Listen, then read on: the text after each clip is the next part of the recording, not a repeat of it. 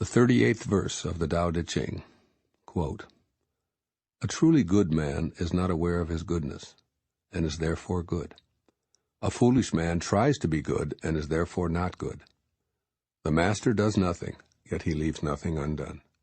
The ordinary man is always doing things, yet many more are left to be done. The highest virtue is to act without a sense of self. The highest kindness is to give without condition.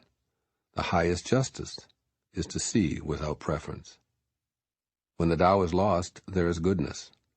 When goodness is lost, there is morality. When morality is lost, there is ritual. Ritual is the husk of true faith, the beginning of chaos.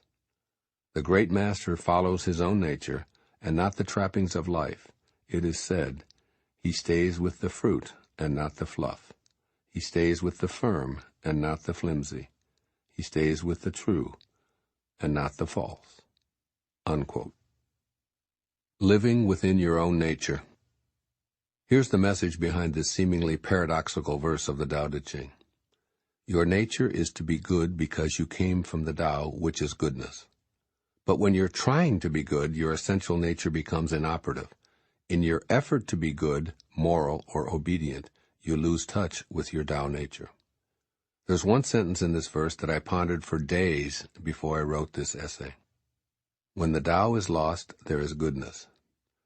I felt personally perplexed because it seemed so contradictory to what the Tao Te Ching was teaching. Finally, in a moment of contemplation, while I meditated on a drawing of Lao Tzu, it became clear to me, nature is good without knowing it, were the exact words I heard in my meditation. I then understood what Lao Tzu seemed to want to convey to me about this somewhat confusing 38th verse of the Tao Te Ching. Live by your essential nature, the Tao, which is oneness. It has no polarity.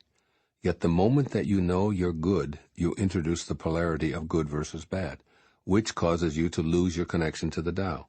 Then you introduce something new. You figure that if you can't be good, you'll try to be moral. And what is morality but standards of right and wrong that you try to uphold?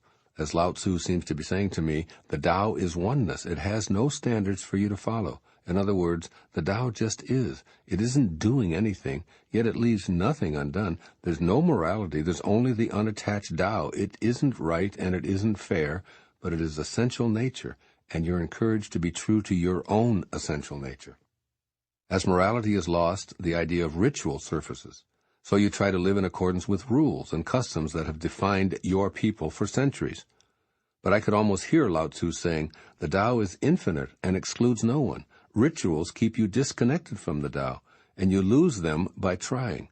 So you rely upon laws, further dividing yourself and creating chaos for yourself. Again, the Tao just is its own true essential nature. It has no laws, rituals, morality, or goodness. Observe it and live within its nature. In other words, act without being concerned for your own ego. Give as the Tao does, without condition or trying to be good, moral, or just. Just give to all without preference, as Lao Tzu advises.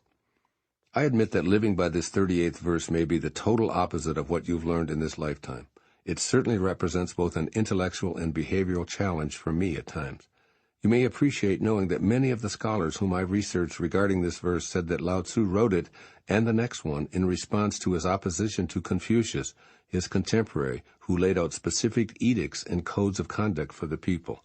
What Lao Tzu seemed to be saying to me through meditation was, trust your own essential nature. Let go of all polarities and live in the indivisible oneness that is the Tao. The dichotomies of good and bad, right and wrong, proper and improper, legal and illegal, and the like can be difficult. Just remember that when they surface, the Tao is lost.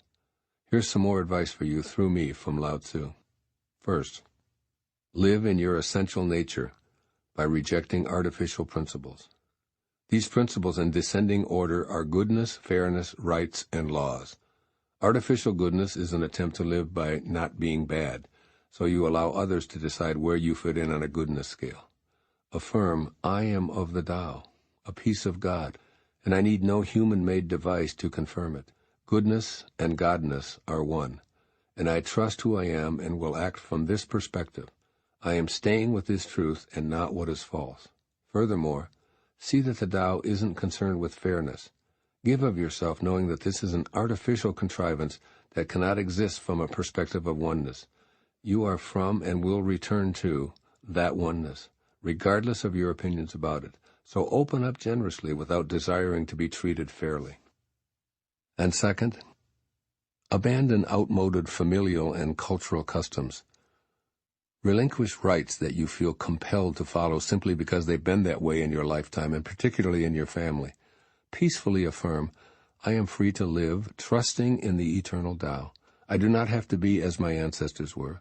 I relinquish ancient rituals that no longer work or that perpetuate separation or enmity. Remind yourself that goodness isn't accessed by obeying laws. Rather, it is what resonates within your essential nature. You don't need any sort of code to decide what is proper, good, moral, ethical, or legal. Trust yourself to be an instrument of love by surrendering to your highest nature rather than being seduced by mortal laws. This poem from the 16th century mystic St. John of the Cross, titled, A Rabbit Noticed My Condition. Quote, I was sad one day and went for a walk. I sat in a field. A rabbit noticed my condition and came near.